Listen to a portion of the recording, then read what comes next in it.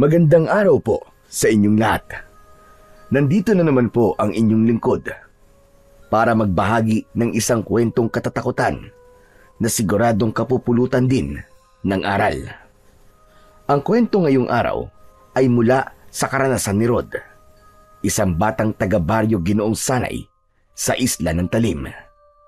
Tahimik ang buhay ni Rod kasama ang kanyang lolo na isang mangingisda.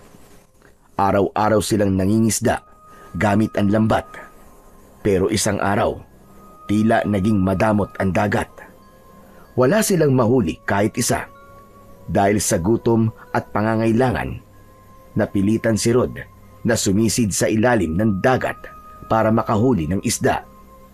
Pero sa kanyang pagsisid, isang bagay ang hindi inaasahang nangyari.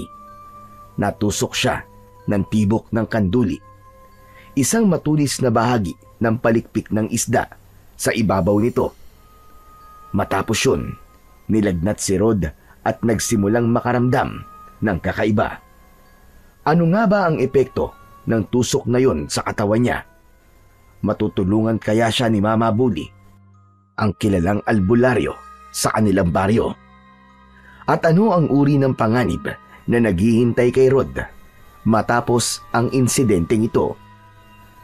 Pero bago ang lahat mga idol, huwag po nating kalimutan mag-subscribe at i-hit ang notification bell sa aking YouTube channel na The Voice Addict at Apong Isaak para sa mas marami pang makapanindig balahibo na kwentong aswang at katatakutan mula sa mundo ng kababalaghan. Umpisahan na po natin ang kwento. Maaga pa ay nasa dagat na ang maglolo na si Lolo Baldo at ang kanyang apo na si Rod. Pareho silang tahimik habang sakay ng lumang bangka. Nangingisda malapit sa dalampasigan ng kanilang baryo Ginoong Sanay. Ang baryong ito ay ang ika-13 barangay sa Talim Island. Payapa ang panahon ng mga oras na yun. Walang malakas na hangin. Walang malalaking alon. Ang langit ay maliwanag at ang araw ay unti-unting sumisilip mula sa likod ng mga ulap. Sa kabila ng ganda ng paligid, kapansin-pansin ang lungkot sa muka ng maglolo. Pareho silang nakasimangot at panayang buntong hininga habang inaayos ang kanilang lambat. Tahimik ang matanda habang pinagmamasdan ang tubig. Si Rod naman ay napaupo na sa unahan ng bangka, hawak ang isang maliit na timba. Wala pa rin po ba? Wala pa eh. Wala na talaga. Di na tulad dati na hindi pa kami tapos maghulog ng lambat ay may hila na kagad. Sa konting oras nakakapuno na kami ng balde. Hindi gaya ngayon. Tingnan mo. Kanina pa tayo dito wala pa rin tayong huli. Bakit po kaya? Marami na kasi gumagamit na masasama. Yung iba dinamita. Yung iba naman maski buntis o maliliit na isda kinukuha nila. At maraming nagtatapo ng basura sa lawa. Alam mo yon, yung hindi nila iniisip kung anong mangyayari sa mga isda. Dumudumi na ng husto ang lawa, pati na ang ating mga ilog. Kaya nga po nakakalungkot po no. May mga tao pong hindi marunong magpahalaga sa kalikasan. Wala naman tayong magagawa Ganun talaga sila. Nung kasing edad mo ko, aba, kahit malapit ka lamang sa pretil, abay may mahuhuli kang dalag. Ngayon, kahit doon ka pa sa laot, wala na. Bihira ka nang makahuli ng isda. Paano po yan? Wala pa po tayong huli ngayon. Maski pang ulam lang. Ay, nako. Mabuti pa'y umuwi na tayo. Sabawan na lamang natin ang tubig ang kanin at budburan natin ang asin. Lolo naman Sawang-sawa na po ako sa ganun Alo, ano po kaya kung sumisid na lang po ako? Baka sakali po may mahuli po akong isda. Paano ka maguhuli ng isda? Wala ka naman dalang panghuli. Lo, nakalimutan niyo po ba? Mangangapa na lang po ako, dadakmain ko na lang. Kahit ilang piraso lang po, pang-ulam natin po yun. Sawang-sawa na po ako sa puro asin na lang na ulam. Tsaka lo, matanda na po kayo.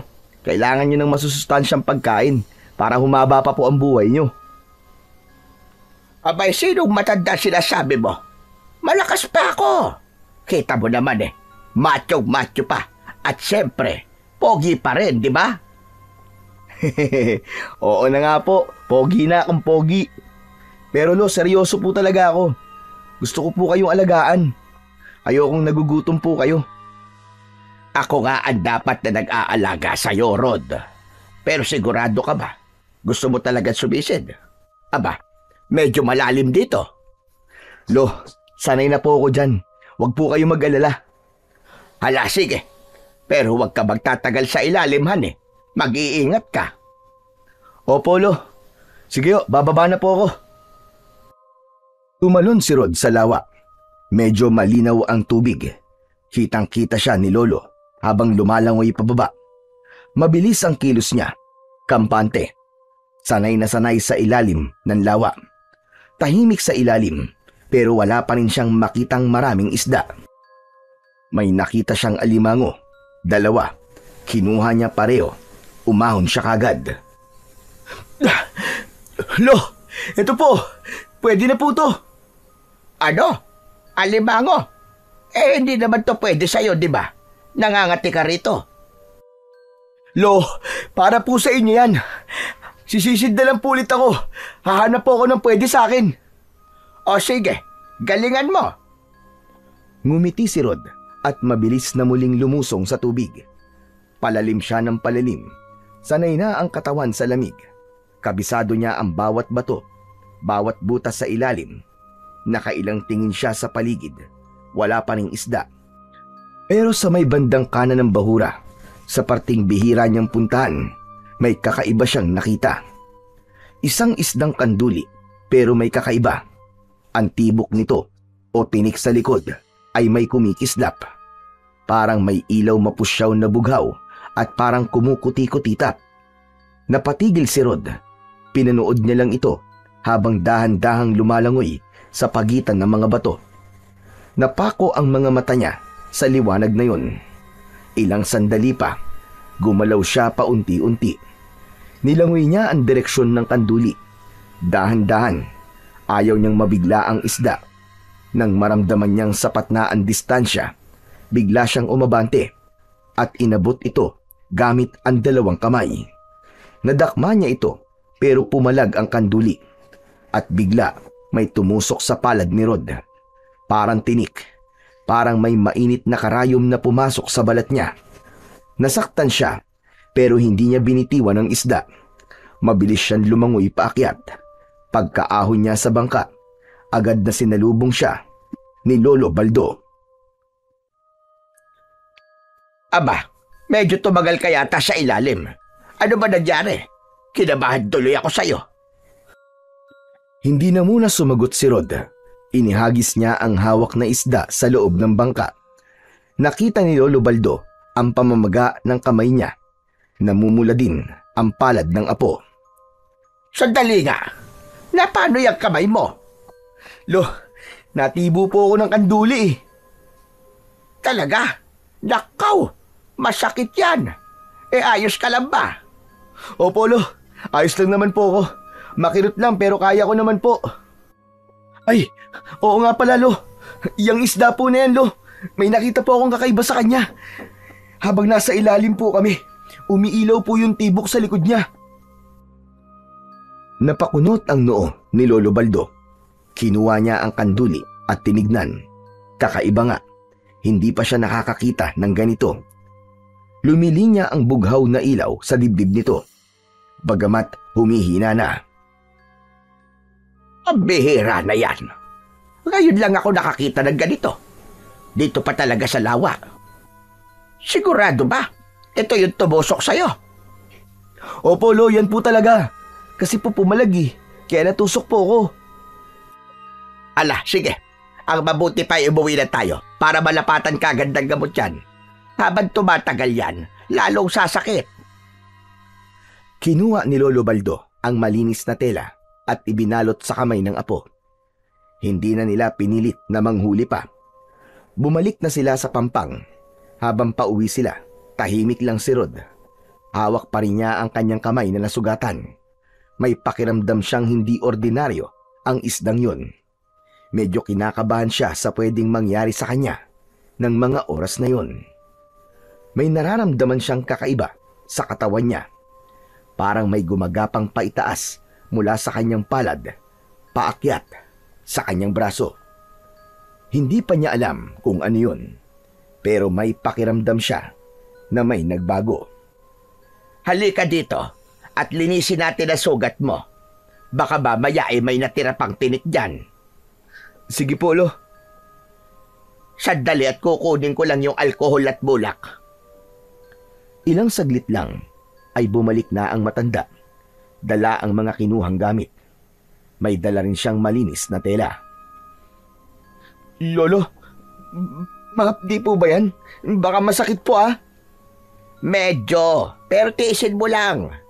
Kailangan kasi talaga nating linisin yan. Baka lalo mamagayan pag napabayaan. O siya, sige, hawakan mo ito. Kagatin mo ang panyo kung gusto mo. Binuhusan ni Lolo Baldo ng alkohol ang sugat. Napasinghap si Rod. Oo, hawakan mo to. Kagatin mo ang panyo kung gusto mo. Mapdi talaga to, Rod. Aray!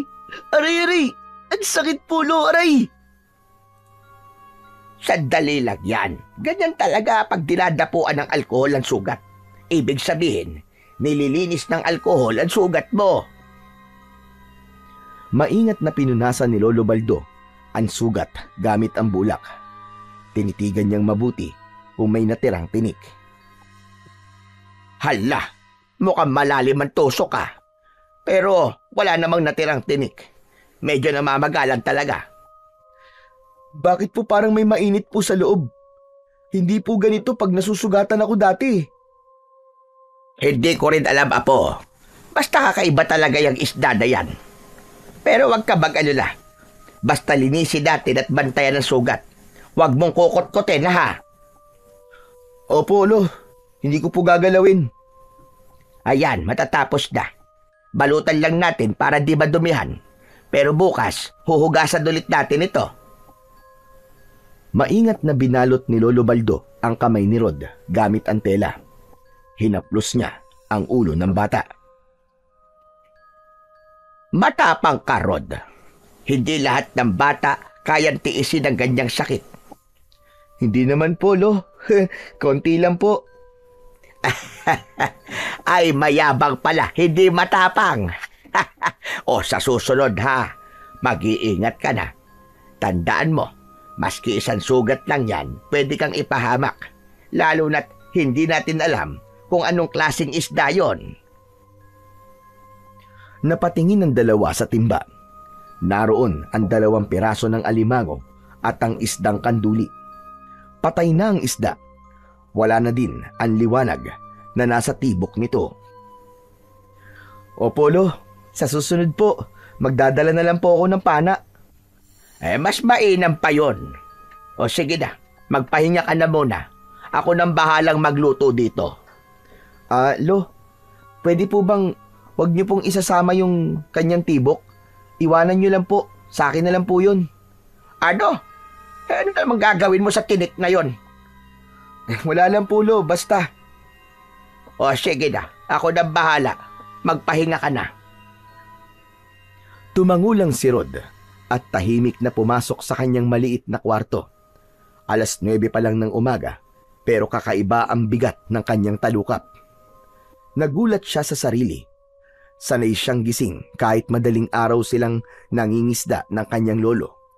Ngunit sa araw na yon, hindi na niya kayang labanan pa ang antok. Napapikit siya habang naglalakad pa lamang papunta sa banig. Pagkahiga niya, agad siyang tinangay ng antok. Lumipas ang halos 2 oras. Bandang 11:00 ng umaga, napansin ni Lolo Baldo na hindi pa rin lumalabas ang kanyang apo. Naglakad siya palapit kay Rod. Rod! Rod na po, aba! gising na. Kakain na tayo. Walang sumagot. Bahagyang kumatok si Lolo Baldo sa pinto. Sa kadahan-dahang binuksan ito. Pagbukas pa lang ng pinto, may malamig na hangin ang agad na bumungad sa kanya. Ngunit mas lalo siyang natigilan nang mapansin ang ayos ng apo. Rod? Aba Rod, ano nangyayari sa'yo? Mabilis siyang lumapit. Nakita niyang tila tumitirik ang mga mata ng apo. Nanginginig din ang katawan nito. May nakita siyang mumunting pawis sa noo. Ang kaliwang kamay nito ang tinusok ng kanduli. Mas lalong namula at parang nangingitim ang paligid ng tusok. Rod, apo! Rod! Rod, gumising ka! Gising, apo! Yumuko siya at inalog ang balikat ng bata. Nanginginig pa rin ito. Hindi tumutugon. Ano ba ito? Diyos ko po, ano ba nangyayari sa aking apo? Rod! Rod, apo, gumising ka! Hinaplos niya ang pisngi ni Rod. Mainit na mainit, lalong lumakas ang kabog sa dibdib ng matanda. Agad niyang kinuha ang basang bimpo at pinunasan ng katawan ng apo. Ngunit kahit na anong gawin niya, hindi bumababa ang init at lalo pang tumitindi ang panginginig ng katawan ni Rod. Muli niyang tinignan ang sugat sa palad ng apo. Doon, napansin niya ang mga maiitim na linya na umaakyat mula sa sugat. Sinundan niya ang mga guhit mula sa palad, paakyat sa pulso hanggang sa braso ni Rod para itong unti-unting kumakalat. Hindi maaari. Ano kaya ito? Hindi kaya lason? Hinawakan niya ang braso ni Rod. Hinimas-himas niya ito. Parang gusto niyang pigilan ng pagkalat ng kung anong lason na nasa loob. Pero kahit na anong gawin niya, hindi bumabagal ang pagkalat. Agad siyang nagpasya. Kailangan niya nang dalhin ng apo kay Mama Buli. Isa itong matandang manggagamot na kilala sa kanilang lugar. Marami na itong napagaling, pati na ang mga taong hindi na kayang gamutin sa ospital. Tumayo si Lolo Baldo. Lumabas siya ng bahay at mabilis na humingi ng tulong sa mga kapitbahay.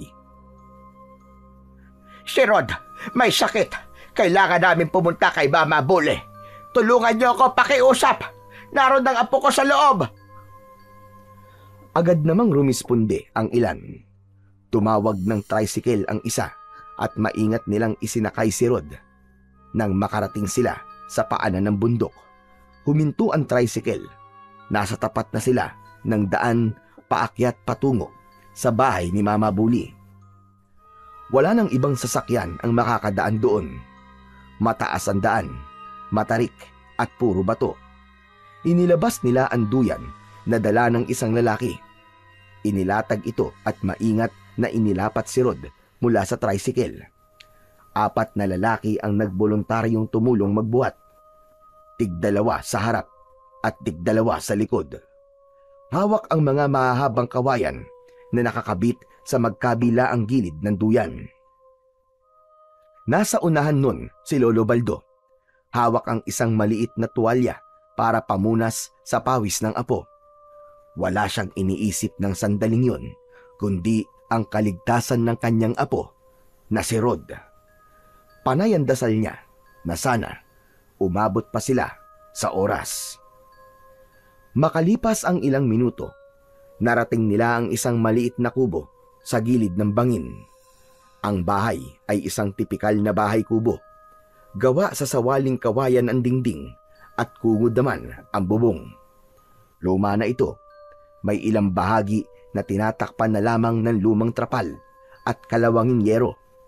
Sa bakuran, makikita ang iba't ibang tanim ng matanda, mga halamang gamot, gulay at iba pa. Ngunit sa mismong harap ng bahay, naging kapansin-pansin ang kakaibang koleksyon ni Mama Buli. May mga nakatayong kawayan at sa dulo ng bawat isa may nakasabit na bungo ng iba't ibang hayop. Kambing, unggoy, baboy ramo, ahas at iba pa. Ang amoy sa paligid ay matapang, parang pinaghalong amoy ng sinunog na tuyong dahon at insenso. Sa gilid ng kubo, doon nila nakita ang isang matandang lalaki. Matangkad ito, halos kalbo na, at ang balat ay kulay tsokolate. Tahimik na nagtatanim si Mama Buli. Hindi siya lumilingon maski pa may tumatawag na sa kanya. Mama Buli! Mama Buli! Tulog! Tulungan niyo ang apo ko! Hindi kumilos ang matanda. Patuloy lang ito sa ginagawa. Aba, Mama Buli ang apo ko! Baka mamatay ang apo ko, pakiusap! Tignan niyo siya kagad! Pagkatapos ng ilang segundo, dahan-dahang lumingon ito. Hindi ito ngumiti. Tahimik siyang nakatingin kay Lolo Baldo at sa batang si Rod na nakahiga sa duyan. Pumasok kayo! Dinala nila si Rod sa loob ng kubo nito. Pagpasok nila, mas lumakas pa ang amoy ng insenso. May mga nakita silang mga garapon sa paligid na may laman na iba't ibang uri o kulay ng mga likido. Higa niyo siya sa banig. Sige, pakialalay lang mga kasama. Ibaba muna natin sa banig ang apo ko. Nanatiling tahimik si Mama Buli. Kumuha ito ng puting tela at itinakip sa mga mata ni Rod. Pagkatapos ay pinahawak sa bata ang isang maliit na kristal. Mabilis ang kilos ng matanda pero may kumpiyansa. Hindi ako magsisimulang manggamot kapag may tao sa paligid ko. Gusto ko mapag-isa kasama ang aking pasyente. Maaari ba? Opo. Sige ho, Mama Buli. Nakikiusap po ko sa inyo. Gawin niyo po ang lahat para sa aking apo. Para siya ay gumaling. Ako nang bahala sa kanya. Wala ka nang dapat ipag-alala. Tara na mga kasama. Maghintay na lang tayo doon sa labas. Umalis na sina Lolo Baldo at ang kanyang mga kasama. Hindi na sila nagtanong pa o kumontra. Umupo ang matanda sa ilalim ng puno. Tanaw pa rin ang kubo.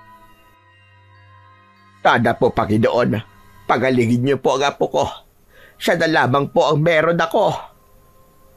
Samantala, sa loob naman ay naiwan si Rod na walang malay.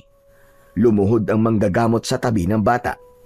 Binuksan ang hawak na botelya na may lamang parang langis pero mabaho. Inilapit niya ito sa ilong ng bata. Ilang saglit pa, napakislot ang daliri ng pasyente. Hindi pa rin ito gising pero gumalaw ang katawan. Hinaplos ng matanda ang braso ni Rod gamit ang kanyang daliri. Dahan-dahan ang galaw niya, parang hinahanap kung nasaan ang problema. Nang dumampi ang palad niya sa sugat sa kamay ni Rod, bigla niyang inilayo ang kamay niya. Napasinghap siya at napamura dahil naramdaman niyang tila may tumusok sa daliri niya at napansin ang maliit na usok sa daliri niya. At siyaw! Ano ito? Napaatras siya. Bahagyang napasigaw, hindi sa takot, kundi sa gulat at sakit. Hindi ito normal. May nakabaon sa laman niya. Agad niyang pinunasan ang kamay ng tela at tumigil sa ginagawa. Mabilis niyang tinapos ang ritual. Inalis ang tela sa mata ni Rod at kinuha ang kristal. Tama na. Hindi ko na pwedeng ituloy ito. Delikado to. Baka ako pa ang mamatay. Mabilis na tumayo si Mama Buli. Sinunod niyang kinuha ang isang maliit na bote ng langis at ipinahid sa dalawang palad. Sa kamarahang ipinunas sa liig na parabang pinoprotektahan ang sarili. Tumigil siya sandali, huminga ng malalim at pinilit pinakalma ang sarili. Naglakad siya palapit sa pinto at binuksan yun. Pagkakita niya sa mga lalaking naghihintay sa may lilim ng isang puno, agad niyang tinawag si Lolo Baldo. Tapos na ako. Mabilis na lumapit si Lolo Baldo, halatang nag-aalala. Kumusta po ang apo ko? Anong meron sa kanya? Ayos lang naman siya. Karaniwang lagnat lang. Wala siyang malubhan sakit. Magpapagaling na lamang siya sa bahay. Hindi kailangan ng gamot ko. Paracetamol lang ayos na yon. Ano kanyo? Paracetamol lang. Pero bakit nanginginig siya? Tapos yung sugat niya parang may itim na guhit na paakyat. Hindi ba delikado yon? Sinabi ko na, wala siyang malubhang karamdaman. Lagnat lang yan. At normal lang yan sa mga natitibo ng isda. Abay, pasensya na ho talaga kayo. Lumalan talaga ako nag-alala para sa apo ko. Natakot ako na sobra. Akala ko kasi kung ano na. Kaya napilitan ako lumapit sa inyo, Mama Bule. Ayos lang yon. Sige na, iuwi mo na ang apo mo. Siya pala, yung sugat niya hayaan nyo lang. Huwag niyong gagalawin. Huwag niyong lalagyan ng kung ano-ano. Opo, gagawin ko yon. Salamat uli, Mama Bule. Huwag niyo na siyang ibabalik dito. Maski ano pang mangyari. Ano po? Abay, bakit naman? Dahil wala nga siyang sakit. Ayoko na makulit dito. Ayoko na sasayang ang oras ko. Sige na, magsialis na kayo. Ay, sige ho. Pasensya na po kung naistorbo namin kayo, Han. Gusto ko lang naman na masigurong ligtas talaga ang aking apo. Binuwat na ulit ng mga lalaki si Rod. Maingat silang bumaba ng bundok. Pagdating sa bahay, agad nilang inihiga ang bata sa kama nito. Mainit pa rin ang katawan, pero mukhang mas gumaan na ang paghinga nito. Payapa na rin siya. Hindi na nakatirik ang mga mata. Mga maraming salamat sa tulong nyo, ha? Pasensya na rin kayo sa istorbo. Hayaan nyo at babawi ako sa inyo sa susunod. Nako, wala po yun, Lolo Baldo. Sino-sino po ba magtutulungan dito? Kundi tayo-tayo rin mga magkakapit-bahay. Basta kung may kailangan lang po kayo, tawagin niyo lang po kami. Nakaw, salamat talaga, Han. Maraming salamat sa inyo. O sige ho, aalis na po kami. Sana po gumaling na kagad si Rod. Nang makaalis ang mga kapitbahay, agad na pinunasan ulit ni Lolo Baldo ang noo ng bata. Naglagay siya ng basang bimpo sa noo nito. Apo, gumising ka na. Nag-aalala na ang lolo sa'yo Hindi ako sanay na ganyan ka. Kaya gumising ka na, pakiusap naman. Lumipas pa ang mga oras, halos magdamag niyang binantayan ang may sakit. Paminsan-minsan ay hinahaplos ang ulo ni Rod. Panay ang dasal niya. Sana totoo ang sinabi ni Mama Buli at sana gumaling na ang kanyang apo. Ilang sandali pa, nakaramdam ng ngalay at antok ang matanda. Dumukdok ito sa harap ng apo. Malalim na ang kanyang pagkakatulog. Hindi niya nararamdaman ang biglang paggalaw ni Rod. Maya-maya, nagising ang bata. Lolo? Naalimpungatan ng matanda nang marinig ang tinig ng apo. Laking tuwa nito nang makitang nakabango na ang kanyang apo. Aba, apo! Ang apo ko gising na. Totoo nga. Salamat sa Diyos. Salamat sa Diyos at gising ka na. Lo, ano po ba nangyari? Ba't parang naiiyak po kayo? Pambihira, hindi mo alam. Nagkasakit ka Nilagnat ka ng mataas. Nag-alala ko sa'yo ng todo. Akalain mo. Pambihira ka. Akala ko kung ano na. Ha? Seryoso po ba kayo, Lo? Di ba natulog lang naman ako? Wala naman po akong nararamdaman ngayon Ayos lang po ako Talaga ba?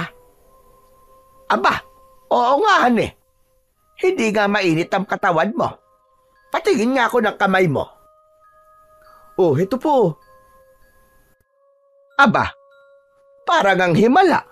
Nawala mga sugat mo. Tsaka yung itim-itim sa braso mo, wala na rin. Lo, alam ko pong wala na yan. Alam mo ba, Lo, na naginip ako. May isang magaling na manggagamot din dun. Siya ang gumamot sa akin. Ano ka mo? Nanaginip ka? Ano namang napanaginipan mo?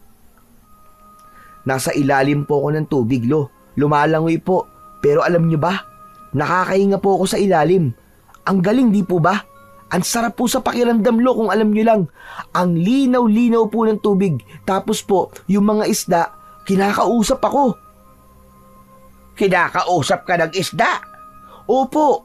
Sabi pa nga nila, halika, Rod, halika. May papakain kami sa'yo. Tapos, sinundan ko sila. Ang gaganda ng nadaanan namin, Lo. Parang may mga ilaw sa ilalim ng lawa. Totoo ba yan? Hindi ka ba natatakot? Hindi po. Ang saya nga po eh. Tapos, meron po doong kaharian. Ang ganda-ganda. Ang laki po. Tapos, may hari sila. Matangkad po siya. Malaki po ang katawan. Tapos, may mahabang buntot. Siya ang nagpagaling sa akin. Tapos yun. Ayun, nagising na nga po ako.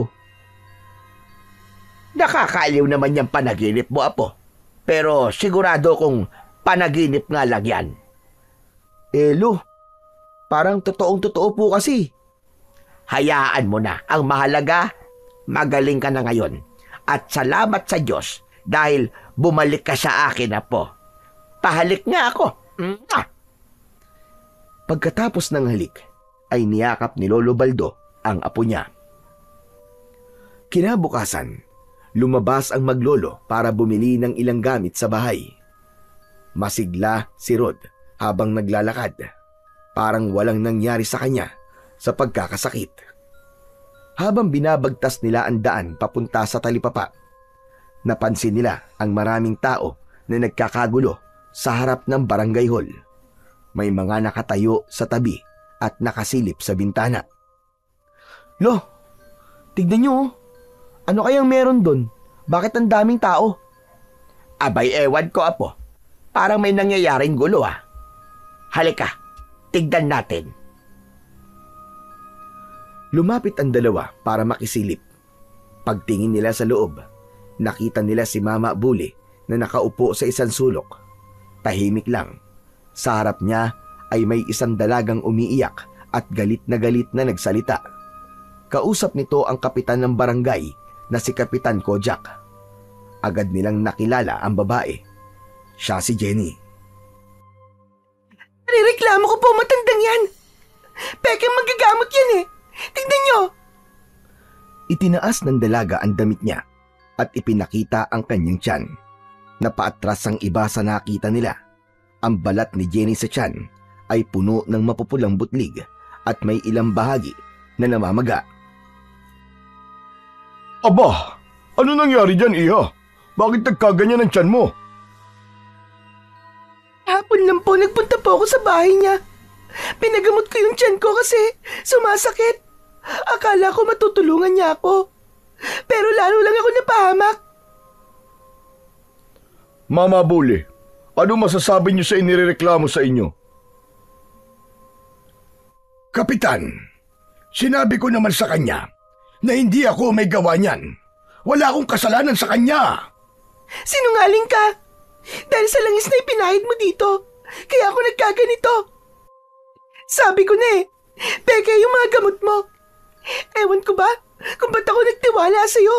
Marami na akong kakilala na nagsasabing hindi ka naman talaga nakakagamot.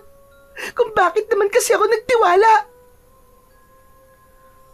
Wala ka naman palang tiwala eh. Bakit ka nagpunta rito sa akin? Hindi kita pinilit. Hindi mo nga ako pinilit. Pero tama ba to? Tama ba itong ginawa mo sa akin ito, ha? Alam mo ba, Kap? Manyakol din yung matanda na yan eh. Habang ginagamot ako, ay pinalabas niya lahat ng mga tao sa loob. Kami lang ang naiwan. Hinipuan niya ako. Pati ang mga hita ko, hinawakan niya. Hindi naman yung kasama sa pinapagamot ko sa kanya. Nagulat ang lahat sa sinabi ng babae. Si Mama Buli biglang napatayo. Ang dating kalmadong mukha nito ay agad na napalitan ng galit at pagkainis. Ano? Ano sinasabi mong hinipuan? Hindi ko gagawin yun sa'yo. Nagsisinungaling ka. Anong hindi? Ginawa mo na nga eh. Hindi ko ugali yun, babae ka. Huwag mo akong pinagbibintangan ng ganyan. Sandali, sandali. Huminahon kayong parehas. Baka pwede natin itong pag-usapan ng maayos. Huwag natin itong daanin sa init ng ulo. Dahil baka kung saan pa mapunta to. Anong gusto niyo, Kap? Manahimik na lang ako, ganun ba? Hayaan na lang kung anong ginawa sa akin ng matandang yan. Hindi naman sa ganun, Iha. Wala akong sinabing ganun. Ang sa akin lang naman walang mangyayari sa sigawan. Jenny, seryoso ang paratang mo. Kung totoo man yan, kailangan ng imbestigasyon, hindi basta-basta ang ganitong akusasyon. Gusto kong makulong ang matandang yan. Sinira niya ang katawan ko. Sinira niya rin ang dangal ko. Hindi kita sinaktan. Hindi ko ginawa yung ibinibintang mo. Huwag mo akong siraan. Nagbulungan ang mga tao sa paligid. Iba-iba sila ng naging opinyon. May sumasang-ayon sa panig ng bawat isa at meron namang kumukontra. May nagsabi na totoong hindi naman talaga nakakagamot ang matanda. Tigil! Tama na! Tumigil na muna kayo. Wala na muna magsasalita. Hindi maaayos ang problemang to kung lahat kayo ay makikisawsaw. Kung may reklamo kayo tulad ni Jenny, daanin nyo sa tamang proseso. Jenny, gusto mo bang iakyat natin sa pulisya? Oo, Kap. Gusto kong makulong ang matandang yan para hindi na makapalakit ng iba. Abat, talagang... Ano? Sasaktan mo ako sa harap ng lahat? Sige, gawin mo. Para madagdagan ang ikaso ko sa'yo. Siya nga pala, Kap. Pwede ba akong humingi ng danyo sa kanya? Pwede naman, Iha. Yun ay kung mapapatunayan ang inirereklamo mo sa kanya. Hindi pa ba sapat na patunay itong mga butlig at gali sa tiyan ko, Kap? Hindi nga ako may gawa niyan. Sa sama ng ugali mong babae ka, hindi na ako magtataka kung may ibang nagbigay ng parusa sa'yo. Anong ibig mo sabihin? Hindi na umimik si Mama Bully. Bagkus ay tinignan niya ng masama ang dalaga. Tinitigan ito mula ulo hanggang paa na tila nananakot. Kap, nakita niyo ba yon? Di ba? Bastos talaga matandang yan. Kung makatingin para akong hinuhubaran. Manahimik ka! Hindi ko papayagan na ganyanin mo lang ako. Wala kang karapatang yurakan ng pangalan ko. Matanda na ako, pero hindi ako ganyang klaseng tao. Kahit kailan, hindi ako nang bastos ng pasyente ko. Ginagawa mo lang ito para humingi ng pera. Wala akong maibabayad sa'yo. Ni singkong kusing, hindi ka makakakuha sa akin. Mama Bully, huminahon po kayo. Huminahon? Abay, nakakagigil ang babaeng yan eh. Napakasinungaling. O sige na ho, tama na. Ayusin natin ang gulong to. At ikaw naman, Jenny, kung talagang gusto mong iakyat to sa taas, sasamahan kita. Ako mismo ang gagawa ng endorsement. At ikaw naman, Mama Bully, kailangan mo rin pirmahan ng blatter sa'yo. Na kung ano man ang mangyayari dito kay Jenny pagkatapos ng hearing na to, kayo ho ang mananagot. Wala akong pakialam kung anong mangyari dyan. Mas okay pa nga kung mamatay na yan nang manahimik na. Abay, napakaingay. Wag naman pong ganyan, Mama Bully. Hindi maganda yung pinapanalangin nyo. Aba, mali ho yun. O sige na, tapusin na ho natin to. Nang makitang nagpipirmahan na ng mga dokumento ang dalawa, nagpasya si Lolo Baldo na tawagin na ang apo. Lumayo na sila sa mga tao at tinungo ang talipapa kung saan sila bibili ng maiuulam at iba pang gamit. Habang naglalakad sila, papunta sa sapa, hindi maiwasang hindi magtanong ni Rod. Lolo, naniniwala po ba kayo sa sinasabi po ng babae? Apo, mahirap magsalita sa ganyang sitwasyon. Wala pa tayong alam sa buong kwento. Pero kilala ko si Mama Bully. Oo. Masugit talaga siya. Pero wala pa naman ako nababalitaan na ibang ginawa niya ng ganon. Tama siya. Hindi pa siya nang bastos ng kahit na isang pasyente niya. Pero Lo, parang lahat po galit sa kanya ngayon eh. Lahat halos, kampi dun kay Ate Jenny. Ganyan talaga ang mga tao, Rod. Madaling maniwala sa chismis, lalo na kung may pinaniniwala ang masama sa isang tao. Pero tandaan mo, Rod, hindi palaging totoo ang anumang kwento. Kung minsan, may mas malalim pa dyan. Ganun po ba? Kung ganun, naniniwala kayong walang kasalanan si Mama Bully. Hindi rin. Wala akong pinaniniwala ang isa sa kanila. Sinasabi ko lang yung mga posibilidad na may nagsasabi ng totoo sa kanila at meron din na nagsisinungaling. Hindi pa natin alam kung sino yon. Pero darating ang oras, lilitaw at lilitaw din kung sino talaga ang nagsasabi ng totoo sa kanila. Tumango si Rod. Nagpatuloy sila sa kanilang paglalakad hanggang sa makarating na sila sa tindahan malapit sa sapa. Bumili sila ng ilang piraso ng bawang, luya, asin at bagoong. Tahimik na silang naglakad, pauwi, matapos mamili sa tindahan. Pagdating nila sa bahay, nagpaalam si Rod sa kanyang lolo na maglalaro muna sa balkonahe. Pinagbigyan siya ni Lolo Baldo at pumasok na sa loob para ayusin ang mga pinamili. Naupo ang bata sa sahig. Inilabas ang mga paborito niyang laruan na lastiko at mga hulin at nagsimulang maglaro mag-isa. Ilang minuto ang lumipas, may dumaan sa harap ng bahay nila. Napatingin si Rod. Nakita niya si Mama Bully, tahimik na naglalakad habang nakatingin sa lupa. Nang mapatapat mismo sa bahay nila, iniangat nito ang kanyang paningin at diretsyong tumingin sa kanya. Nanlaki ang mga mata ni Rod sa pagkabigla. Nabitiwan nito ang kanyang mga laruan. Walang emosyon ang mukha ng matanda. Blanko, pero nakatitig diretsyo sa kanya. Maya-maya pa, biglang nag-iba ang mga labi nito. Ay bahagyang napangiwi. Ang dalawang kilay ay nagdikit at ang kanyang mga titig ay tumalim. Parang mistulang galit. Lolo? Lolo! Mabilis na lumabas si Lolo Baldo. Bakit apo? Ano nangyari?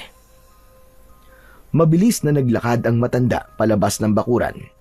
Tumingin siya sa kalsada at nakita niya si Mama Bully na tahimik na naglalakad. Nasa unahan na ito. Mabagal ang kanyang kilos. Lolo, tumingin po siya sa akin kanina, ang talim po. Natakot po ako. Galit po ba siya sa akin? Bumalik ang matanda sa tabi ng kanyang apo. Sa kadahan-dahang hinaplos nito ang kanyang buhok. Hindi naman siguro, apo. Baka pagod lang siya sa problema. Alam mo naman, di ba, kung ano ang pinagdadaanan niya ngayon. Abay, maraming tao ang galit sa kanya. Kaya siguradong pati siya, galit na rin. Huwag mo na lamang siyang intindihin. Ayos na po, Lo. Siguro nga po, tama po kayo. O sige, ituloy mo na yung paglalaro mo dyan at magluluto na ako. Sige po, Lo. Sarapan niyo po, ah. Tumahimik na si Rod. Kinuha niya ulit ang mga lasti at ipinagpatuloy ang kanyang paglalaro. Mabilis na natapos ang araw. Pagdating ng hapon, tinawag na ng matanda si Rod para sa hapunan. Naupo silang maglolo sa harap ng maliit na kainan sa loob ng bahay. Habang naghahain si Lolo Baldo ng kanin at ulam, napansin niya na hindi mapakali ang apo. Malikot ang mga mata nito at parang panay ang linga. Para bang may hinahanap. Pinagmasdan siya ni Lolo Baldo. Sa kadahan-dahang nagsalita. Sandali, apo, sandali lang. May problema ba? Parang may hinahanap ka. Lo, parang may nakatingin po sa atin kanina pa po eh. Ano ka mo? Nakatingin? Abay, wala namang tao dito kundi tayo lang. Saka tignan mo, sarado tong bahay natin. Umiling ang bata. Pilit na inalis sa kanyang isip ang takot. Pero ilang sandali pa, napakunot ang kanyang noo. Dahan-dahan siyang suminghot. Napapikit siya ng bahagya at napangiwi. Agad niyang tinakpan ang kanyang ilong. Lo, ang baho! Ang baho po! Napaatras siya ng konti sa kinauupuan, parang gustong umiwas sa pinagmumulan ng amoy. Napakapit siya sa gilid ng mesa at muling suminghot. Bahagyang mas malalim na parabang hindi makapaniwala sa naaamoy. Bigla siyang napaubo, sunod-sunod, halos mabilaukan na. Lo, ang baho po talaga! Ang baho! Alin ba mabaho? Pinunasan niya ang ilong gamit ang braso. Tila naiiyak ang kanyang mga mata dahil sa tapang ng amoy. Hindi niyo po ba naaamoy, Lo? Ang baho po talaga, parang bulok. Napatawa si Lolo Baldo at kinuha ang tuyong daing sa plato. Nako, sabi ko na, at bulok na to eh. Malamang itong daing ang naaamoy mong mabaho. Itatabi ko na lang to. Huwag na nating ulamin at baka sumakit pa ang tiyan natin. Lolo, hindi po yan ang naaamoy ko. Hindi po amoy daing. Amoy bulok na karne po, galing sa labas. Dala po ng hangin. Sinubukan suminghot ng matanda, ngunit wala naman siyang naaamoy. Tumayo siya at lumabas ng kanilang bahay. Sumunod naman sa kanya si Rod. Napatingin silang pareho sa buwan at bilog na bilog. Lolo, tignan niyo po ang buwan, oh. Parang may madilim na anino sa gilid at ang kulay po parang kulay matingkad na abo. Tapos yung hangin po, medyo tuyo ang simoy, parang walang buhay. Napatitig ang matanda sa kanyang apo. Hindi ito makapaniwala sa sinasabi nito. Nagtaka siya dahil sa murang edad nito, natutunan na nito na magmasid sa paligid.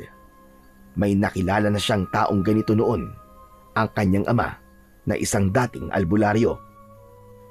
Mabuti pa'y pumasok na tayo sa loob. Kung ano-ano ang napapansin mo eh. Kumain na tayo at gutom na ako. Teka lang po, Lo, teka lang. Yung lawa, Lo. Yung lawa po. Naririnig ko po yung lawa. Ano ka mo? Opo, parang may bumubulong po mula sa lawa. Mahina lang po pero naririnig ko. Hindi ko po maintindihan ang sinasabi. Pero parang masama, Lo. Parang may babala. Lalong nanlaki ang mga mata ni Lolo Baldo sa kanyang mga narinig mula sa kanyang apo. Pinakiramdaman niya ang paligid. Wala naman siyang naririnig. Wala din siyang naaamoy. Pero ang hindi niya maipaliwanag kung bakit siya kinikilabutan sa oras na yon.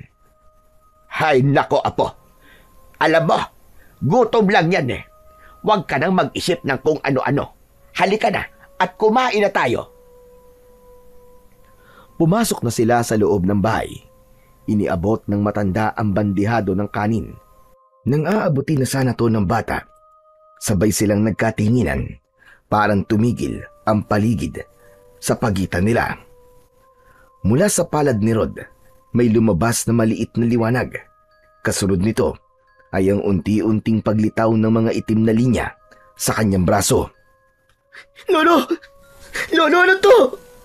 Lolo! Mabilis na lumapit si Lolo Baldo sa kanyang apo. Hinawakan niya ang braso nito at tinignan ang mga guhit. Ano nararamdaman mo, apo? Masakit ba? Wala naman po akong nararamdaman, Lo. Okay lang naman po ako pero, Lo, natatakot po ako. Ano ba to? Hinawakan ng matanda ang noo ng apo. Wala naman itong lagnat. Wala ring pamumula ng mata o sa katawan. Normal ang lahat kay Rod, maliban sa mga itim na linya sa kanyang braso. Lo, ano po bang ibig sabihin nito? Hindi ko alam, apo. Ang alam ko lang, nakita ko mga to nung natusok ka ng tibok ng kanduli. Nung nilagnat ka at nawalan ka ng malay. Hindi ko alam kung bakit nandyan na naman yan. Umupo si Lolo Baldo. Ang pagkain ay nanatiling nakalatag sa harap nila. Ngunit hindi na nila nagawang kumain. Kinakabahan po ako, Lo. Parang may masamang mangyayari po. Huwag mong isipin yan. Kumalma ka lang. Wala tayong dapat na ikatakot. Hindi tayo pababayaan ng Diyos. Sige na, kumain na tayo. Nang matapos maghapunan ang maglolo, magaan na silang pumasok sa kanilang kwarto upang matulog. Habang lumalalim ang gabi, mas lalong tumatahimik ang paligid. Halos lahat ay mahimbing na natutulog. Ngunit ilang sandali pa, unti-unting nagsimulang mag-ingay ang mga aso. Una, paisa-isa, hanggang sa nagsunod-sunod na ang kanilang pagtahol. May ilan pang nagsimulang umalulong. Ang ilang mga tao ay napabalikwas sa higaan pero piniling wag na lang pansinin ang ingay. Samantala, sa isang maliit na kubo sa gilid ng baryo, biglang nagising si Jenny. Napahawak siya sa kanyang puson at napangiwi. Naiihi ako. Pambihira naman, oh. Di naman pinasok ng kapatid ko ang Arinola. Hay, kailangan ko pa lumabas tuloy para magbanyo. Buisit talaga. Ang tatamad kasi. Tumayo siya mula sa banig at dahan-dahan siyang naglakad palabas ng kwarto nila. Sa mesa, dinampot niya ang maliit na flashlight at sinindihan ito. Maingat ang bawat takbang niya habang papalabas ng bahay. Patuloy ang pag-alulong ng mga aso. Ano ba nangyayari sa mga hayop na to? Ang iingay, nakakastorbo. Naglakad pa siya papalapit sa banyo. Ang kanilang palikuran ay nasa likod ng kanilang bahay. Malapit ito sa puno ng saging at nakatabi sa maliit na bakod. Ang dingding nito ay gawa lamang sa pinagtagpi-tagping sako. May ilang bahagi na may butas na at ang nagsisilbing pintuan ay gawa naman sa kawayan. Pagpasok niya sa loob, mabilis niyang ginawa ang kailangang gawin. Ilang minuto lang at tapos na siya. Ngunit sa paglabas niya, bigla siyang natigilan. May narinig siyang kaluskos. Napalingon siya sa paligid. Itinaas niya ang flashlight at inilawan ang ilang sulok. Pero wala siyang nakita. Ngunit naramdaman niya na parang may ibang presensya sa kanyang paligid. Bumilis ang tibok ng kanyang puso. Muli niyang itinaas ang flashlight at sa tabi ng punong saging, kung saan nakatabi ang kanilang banyo, may nakita siyang matandang lalaki. Nakatayo ito at nakatingin sa kanya ng diretsyo. Anong ginagawa mo dyan? Ba't nandiyan ka? Hindi sumagot ang lalaki. Hindi rin ito gumagalaw. Nanigas na si Jenny sa kinatatayuan niya. Gusto niyang tumakbo pabalik sa bahay nila, pero hindi siya makakilos. Hoy! Sumagot ka! Anong kailangan mo? Hindi pa rin gumagalaw ang matandang lalaki. Ngunit ilang sandali pa, bigla na lamang may kakaibang nangyari. Sa harap mismo ng kanyang mga mata, ang anyo ng matandang lalaki ay biglang nagbago. Ang balat nito ay kumapal at naging itim. Ang muka ay lumapad at tumubo ang mahahabang pangil. Ang mga mata nito ay naging kulay pula. Ang katawan nito ay lumaki at biglang nag-iba ng postura. Sa loob ng ilang segundo, ang dating tao ay naging isang dambuhalang baboy ramo. Hindi na nakagalaw pa si Jenny. Nanginig na lang ang kanyang tuhod at halos nabitiwan niya ang hawak na flashlight. Nang may masmasan, saka pa lang siya napasigaw. Anong klaseng nilalang ka? Isang malalim na ungol ang narinig niya mula sa halimaw. Saka ito mabilis na sumugod sa kanya. Huwag ka nalapit! Tulong! Huwag ka nalapit! Tulungan niya ako! Sumigaw siya ng malakas, pero himalang wala man lang nakakarinig sa kanya, maging ang mga kasama niya sa bahay. Mabilis ang naging pagkilos ng halimaw. Agad nitong sinagpang ang mga paa ni Jenny. Natumba ang babae. Bumagsak siya sa lupa. Tinangka niyang gumapang palayo, pero sinundan siya nito at muling sinugod. At sa loob lamang ng ilang minuto, Napatay niya si Jenny. Winakwak nito ang tiyan ng dalaga at kinain ang kanyang mga lamang loob. Matapos gawin yun, ang baboy ramo biglang naglaho sa dilim na parang walang nangyari.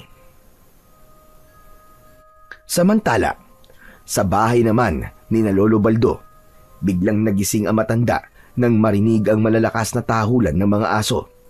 Ngunit maya-maya, nakarinig siya ng malakas na ungol. Bigla siyang napabangon at agad na pinuntahan ang silid ng apo dahil sa matinding pag-aalala. Nang buksan niya ang pinto nito, nakita niya ang bata na nakapikit. Ngunit hindi mapakali. Gumagalaw ang ulo nito. Basa na rin ng pawis ang kanyang noo. Rod! Rod na po, gising! Rod! Gumising ka, Rod!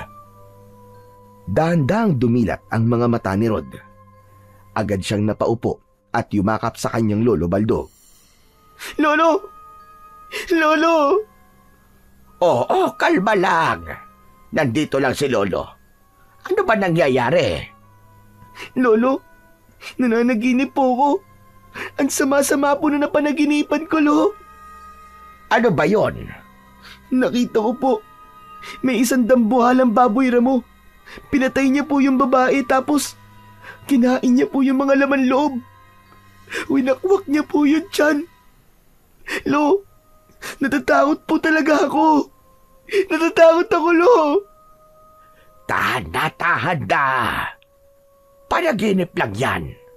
Walang ibig sabihin at walang katotohanan. Pero Lo, iba po yun. Parang totoong-totoo po. Malabo po yung mukha ng babae pero yung halimaw, Lo. Ang linaw-linaw, kitang-kita ko po talaga. Nakita ko po ang laki ng pangil niya. Tapos yung mata niya po pulang-pula. Anong klaseng nilalang po kaya yun? Ang nakita mong yon sa iyong panaginip ay isang aswang. Yun lang naman ang alam kong nilalang na kaya magpalit ng anyo bilang isang dambuhalang baboy ramo. May aswang po dito sa baryo natin? Ano ka ba naman, Rod? Wala. Sa tagal kong naninirahan dito wala pa akong nakikita maski isa. Nako, ikaw talagang bata ka kung ano-ano na lamang ang iniisip mo. Mabuti pa'y matulog ka na. Sige na, gabi pa Mapupuyat tayo sa ginagawa mo Maaga pa tayo bukas. Subukan natin ulit mangisda. Ano po? Mangisda? Wow! Talaga po, Lo? Oo, kaya sige na. Mahiga ka na ulit at matulog na. Lo, wag na po kayong umalis. Dito na lang po muna kayo. Samahan niyo po ako dito. Tahimik na tumango ang matanda. Nahiga siya sa tabi ng apo. Binantayan niya ito habang dahan-dahan itong pumikit. Hindi na umalis ang matanda. Doon na rin siya nakatulog ulit. Maagang nagising si Lolo Baldo. Dahan-dahan siyang bumangon mula sa tabi ng apo at tinignan ito. Mahimbing ang tulog ni Rod. Bagyang nakanganga. Nakayakap sa unan. Ngumiti si Lolo Baldo at marahang tumayo. Sinikap na di makalikha ng ingay. Lumabas siya ng silid. Kinuha ang lambat at pana ni Rod. Maingat niyang inayos ang mga ito sa gilid ng pinto. Matapos nito, nagpakulo siya ng tubig sa takure. Nang matapos, nagtimpla ito ng kape at tumambay muna sa kanilang balkon. Dahan-dahan siyang humigop ng kape. Ngunit nakakailang higop pa lang siya ay napatingin siya sa kalsada. May mga tao siyang nakita na mabilis na naglalakad. Tumatakbo pa ang ilan. Tumayo siya. Lumapit sa harapan ng bahay. Nagtanong siya sa isa sa mga ito kung ano ang nangyayari. Nanlaki ang mga mata niya nang malaman ang masamang balita. Di niya tinapos ang kanyang pagkakape. Agad niyang isinara ang pinto ng bahay at sumunod siya sa mga taong papunta sa direksyon ng bahay nila Jenny. At doon naabutan niya ang madaming tao na nakikiisyoso sa nangyari. Napatakip siya ng bibig dahil nakita niya mismo ang tunay na kalagayan ni Jenny. Patay, wakwak ang tiyan at wala nang laman loob. Nagkalat ang dugo sa paligid. Naroon na rin si Kapitan Kojak. Agad nitong pinatakpan ng kumot ang bangkay. Kapitan, ano nangyari sa kanya? Hindi pa natin alam, Baldo. Diyos ko, ba't nagyayari to? Anong klaseng hayop ang gumawa niyan? Yan ang iimbestiga natin. Tumawag na ako ng pulis sa bayan. Pero alam mo naman dito, medyo matagal ang responde. Wala bang nakakita o nakarinig man lang sa kanya? Wala eh. Mismo mga kasama niya dito sa bahay, walang alam. Hindi nila inasahan na mangyayari to kay Jenny. Naghintay pa sila ng ilang sandali at dumating na nga ang mga pulis. Nagsimula na rin silang mag-imbestiga. Nanahimik si Lolo Baldo. Hindi niya sinabi ang tungkol sa naging panaginip ng kanyang apo. Naglakad siya pa uwi. Mabigat ang kanyang naging mga hakbang. Kinakabahan siya sa isiping nagkatotoo ang panaginip ng kanyang apo.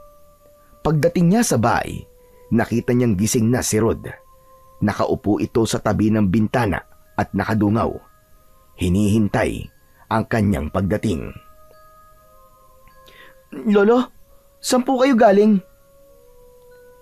May pinuntahan lang ako, apo. Tutuloy pa po ba tayo mangisda? Ay, hindi na muna siguro, apo. Medyo tinanghali na tayo eh. Lo, bakit po kayo namumutla? Para pong may nangyaring masama ah. Apo, patay na si Jenny. Nakita sa labas ng bahay nila. Wakwak ang tiyan. Po! Hala! Apo, makinig ka sa akin. Yung tungkol sa panaginip mo, wag na wag mong ipagsasabi kahit kanino, ha? Bakit po, Lo? Basta ipangako mo sa akin, apo. Wala kang pagsasabihan na kahit na sino. Sige po, Lo. Hindi ko po ipagsasabi. Tahimik nang pumasok ang dalawa sa loob ng bahay. Isinara nila ang pinto at kinandado ni Lolo Baldo. Mula nang mangyari ang pagkamatay ni Jenny, nagsimulang mabalot ng matinding takot ang buong baryo. Nagkaroon ng mga alingas-ngas na isang aswang na gumagala ang responsable sa pagkamatay ni Jenny. Wala pang malinaw na ebidensya o magpapatunay sa kanilang haka-haka, pero naniniwala silang hindi pangkaraniwang killer ang pumatay sa dalaga. Lalo na't gabi-gabi na lang ay may naririnig silang mga huni ng ibon na tila sumisigaw o umiiyak tuwing gabi. Sabi ng mga matatanda, kapag naririnig ang ganitong huni, madalas may darating na hindi maganda. At hindi nga nagtagal, nagsimula ng tamaan ng peste ang mga hayop. Halos araw-araw may mga natatagpo ang hayop na basta na lamang iniiwan o tinatapon sa kung saan. Hanggang sa isang araw, may nawala ng bata at hindi na natagpuan. Mula noon, ang mga tao natutong mag-ingat. Halos lahat ng mga kabahayan natutong magsabit sa mga bintana at pinto ng mga pangontra sa aswang. Nagsabit din ng buntal na walis at asin sa bintana. Yung iba naman, bawang na nakasabit sa bintana. Ang maglolo, lalo na si Lolo Baldo, ay sumunod din. Maging sila ay nagsabit din ng ilang mga pangontra. Lolo, ba't po kayo nagsasabit ng bawang? Pangontra yan sa mga masasamang espiritu at lalong-lalo na sa mga aswang. Lo, sa palagay niyo po ba, aswang talaga ang pumatay kay Ate Jenny? Sandaling natahimik si Lolo Baldo. Tinignan niya ang apo sa mata. Hindi pa natin alam. Pero kahit wala pa tayong kasiguraduhan, mas mabuti nang mag-ingat tayo. Ako po, Lo, naniniwala ako. Sigurado po ako na si Ate Jenny yung nakita ko po sa panaginip ko na nilapa po ng aswang na baboy ramo. Rod, tigilan mo na yan. Hindi ba't sinabi ko sa'yo na wag mo nang babanggitin yan? Ay, pasensya na po, Lo. Hindi na po mauulit. Tumango ang matanda. Bago ito lumabas ng bahay, pinagmasdan niya ang paligid.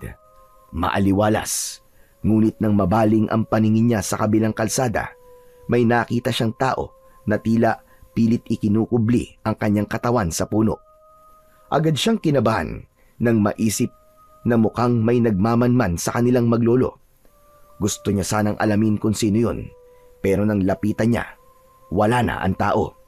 Tila naglaho na parang bula. Makalipas ang ilang araw, may magaganap na kasalan sa kanilang kapitbahay. Halos abalang-abala na ang lahat sa pagdedekorasyon at inihahanda na rin ang mga hayop na kakatayin. Masayang nanonood si Rod sa galaw ng mga tao. Minsan-minsan lang kasi nagkakaroon ng ganong pagdiriwang sa kanilang baryo. Lalo pat mukhang bongga ang magiging handaan kinabukasan. Natutuwa din siya dahil nakikita niyang nakangiti ang mga ito at tila ba nakalimutan na ang banta ng aswang. Ngunit ng bispiras ng kasal, kinagabihan, habang abala ang mga tao sa kabila at ang maglolo ay nag-uusap sa sala, parang may narinig silang kumakaluskos at parang may naghuhukay sa bakuran nila. Sa tabi mismo ng kanilang bahay, malakas din ang huni nito, kaya natigilan ang dalawa at nagkatitigan. Lo, ano po yun? Parang may baboy po sa labas. Nako, baka nakawala yung kakatayin nilang baboy sa kabila. Sandali, at matignan nga. Tumayo si Lolo Baldo at lumabas ng bahay. Dala ang maliit na flashlight. Si Rod ay naiwan sa loob, pero nanatiling alerto. Ilang segundo pa lang ang lumipas, bigla siyang nakarinig ng malakas na sigaw. Dali-daling lumabas si Rod, dala ang kanyang pana na ginagamit sa panghuhuli ng isda. Paglabas niya sa bakuran, nakita niyang nakikipagpambuno ang kanyang lolo sa isang baboy ramo. Malaki ang katawan nito, mas malaki sa karaniwan. May matatalas itong kuko at mahahabang mga pangil. Galit na galit ito at tila gustong patayin ang kanyang lolo. Mabilis na lumapit si Rod. Walang takot, walang pag-aalinlangan. Sinaksak niya ang baboy ramo sa likod. Nang mahugot niya ang pana, lumayo kagad ang baboy. Ngunit hindi pa ito tuluyang umalis. Nagbabadya pa ulit ang pagsugod. Tulong! Tulungan niyo kami mga kapitbahay! Tulong! May aswang dito! Nang marinig ng mga kapitbahay ang malakas na sigaw ni Rod, agad silang lumapit at tumulong. Ngunit nang makita ng aswang na dumarami na ang mga tao, tumakbo ito papalayo sa kanila. May ilang humabol pa sa aswang at may ilan naman na tinulungang makatayo ang matanda. May sugat si Lolo Baldo sa kaliwang braso. Lolo Baldo, ayos lang po ba kayo? Oo, pero grabe yung nervyos ko. Diyos ko, totoo nga, may aswang dito sa baryo natin. Agad na naging usap-usapan na ito ng mga taong naroon. Pinag-usapan nila ang kanilang nakita. Napatotohanan na nila na meron ngang aswang at nagbabalat kayo ito bilang isang mabangis na hayop. Sa gitna ng kaguluhan at takot, dumating si Kapitan Kojak. Agad nitong kinausap si Lolo Baldo matapos malapatan ng gamot ang kanyang sugat. Ano? Kumusta dito, Baldo? Totoo ba na sinalakay kayo ng aswang? Ayos lang naman, Kapitan. Konting galos lang naman ito. Pero kung hindi ako sinaklolohan ng apo ko, aba, baka kwento na lang talaga ako ngayon. Masama ito. Kung ganun, totoo ngang may gumagalang aswang dito sa ating baryo. Hindi nga rin po ako naniniwala nung una. Pero nakita ko po mismo, Kap. Hindi yun basta hayop lang. Hindi normal ang kilos niya. At talagang lalapa siya ng tao. O sige, mula ngayong gabi, magsisimula na magronda mga tanod. Mga kasama, maging alerto kayo. Kailangan nating mabantayan ang bawat sulok ng ating barangay. Mabuti ang Kap. Hindi naligtas sa mga tao kapag hinayaan pa natin na gumala tuwing gabi. Hayaan nyo, Kap. Kapag medyo magaling na ako, sasama ako sa pagroronda.